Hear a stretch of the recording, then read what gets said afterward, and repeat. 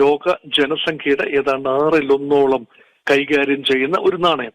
അത് മാത്രമല്ല, ലോകത്തെ ഏറ്റവും വലിയ പ്രവാസി സമൂഹം ഭാരതീയ പ്രവാസി സമൂഹമാണ്.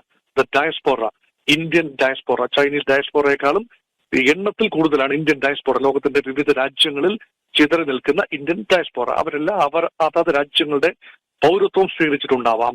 പക്ഷേ ഇന്ത്യയുടെ ഒരു സാംസ്കാരിക പ്രസൻസ് കുറച്ചുകൂടി വ്യാപകമാകുന്ന കാഴ്ചയാണ്. ആ ഒരു പശ്ചാത്തലത്തിലാണ് സൗത്ത് ഏഷ്യൻ രാജ്യങ്ങളിലെ പ്രവാസി ഇന്ത്യക്കാർക്ക് ഉപയോഗിക്കാവുന്ന രീതിയിലും വായ്പ എടുക്കാവുന്ന രീതിയിൽ ഇന്ത്യൻ രൂപയിൽ വായ്പ നൽകാവുന്ന രീതിയിൽ കാര്യങ്ങൾ ക്രമീകരിക്കുന്നത് അതിന്റെ അടിസ്ഥാനത്തിലാണ്. അത് മാത്രമല്ല, ഇവിടെ ഒരു ഹാർഡ് കറൻസി എന്ന രൂപത്തിൽ ഇന്ത്യ എത്ര കാലം പിടിച്ചു നിൽക്കാനാവും? ഇന്ത്യയുടെ വളർന്നു വരുന്ന 4ാമത്തെ വലിയ സാമ്പത്തിക ശക്തിയാണ് ഇന്ത്യ എന്ന് ഓർക്കണം. അതുകൊണ്ട് ഇന്ത്യൻ റുപ്പിയുടെ ലിക്വിഡിറ്റി അത് കുറച്ചുകൂടി മെച്ചമാകേണ്ട ആവശ്യം ഒരു ദേശീയ താല്പര്യമായി തന്നെ ഗവൺമെന്റ് ഓഫ് ഇന്ത്യ പരിഗണിക്കുകയാണ്. അതുകൊണ്ടാണ് ഈ എല്ലാ കാര്യങ്ങളും ലോകത്തെല്ലാം തന്നെ ഡോളർ ടേംസിൽ കച്ചവടം നടക്കുന്നതിനോടുള്ള വിയോജിപ്പ് ഭാരതത്തിനുണ്ട്. ഭാഗികമായി അതുകൊണ്ട് കൂടിയാണ് ബ്രിക്സിലെ ഇന്ത്യയുടെ അംഗത്വവും ബ്രിക്സ് ബാങ്കിന്റെ രൂപീകരണവും. അത് മാത്രമല്ല, ബ്രിക്സ് രാജ്യങ്ങൾ തമ്മിലെങ്കിലും അതത് രാജ്യങ്ങളുടെ കറൻസിയിൽ ഉഭയകക്ഷി വ്യാപാര പേയ്മെന്റ് നടത്തുകയും ചെയ്യുക എന്ന ആശയം വന്നത് അതുകൊണ്ടാണ്. റഷ്യൻ റൂബിൾ ഇന്ത്യൻ റുപ്പി ടേംസിൽ കച്ചവടമുണ്ട്.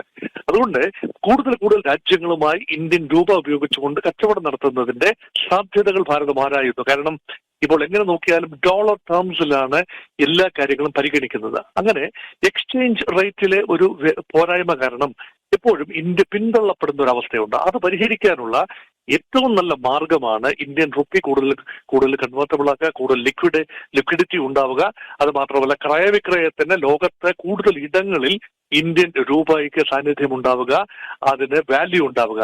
അതിന്റെ ഭാഗമായിട്ടാണ് ഇപ്പോൾ നേപ്പാൾ, ഭൂട്ടാൻ, ശ്രീലങ്ക, ബംഗ്ലാദേശ് രാജ്യങ്ങളിൽ അവിടെ ഉള്ള പ്രവാസി ഇന്ത്യക്കാർക്കും ഇന്ത്യൻ വംശജർക്കും ലോണുകൾ ഇന്ത്യൻ റുപ്പിയിൽ അവൈലബിൾ ആക്കുകയും ആ രീതിയിലുള്ള സൗകര്യമാണ് ഒരു തുടക്കം എന്ന നിലയിൽ. ഇതൊരു വലിയ നിർണായകം, ഇപ്പോൾ തീരെ ചെറിയൊരു കാര്യമെന്ന് തോന്നാമെങ്കിലും നിർണായകമായ ഒരു നീക്കത്തിന്റെ തുടക്കമായി വേണം ഇതിനെ കാണാൻ. കാരണം ലോകവ്യാപകമായി ഇന്ത്യയുടെ സാന്നിധ്യം അറിയിക്കണമെങ്കിൽ യഥാർത്ഥത്തിൽ rupee has to be a world currency.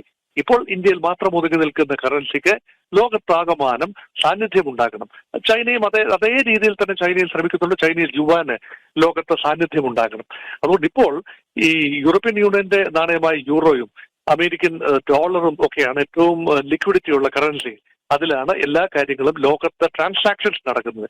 അത് കുറച്ചുകൂടി ഇന്ത്യൻ റുപ്പിക്കൂടെ സാന്നിധ്യമുള്ള രീതിയിൽ ആ ട്രാൻസാക്ഷൻ ക്രമത്തിലേക്ക് നീങ്ങുമ്പോൾ സമ്പദ് വ്യവസ്ഥയ്ക്ക് വലിയ ഉണർവാണ് ഉണ്ടാകുന്നത്.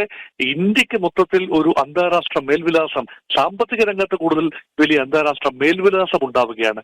ഇതെല്ലാം തന്നെ ഇന്ത്യയെ സഹായിക്കും. ആത്യന്തികമായി ഭാവി തലമുറകളെ സഹായിക്കും എന്ന് തന്നെയാണ് കരുതപ്പെടുന്നത്.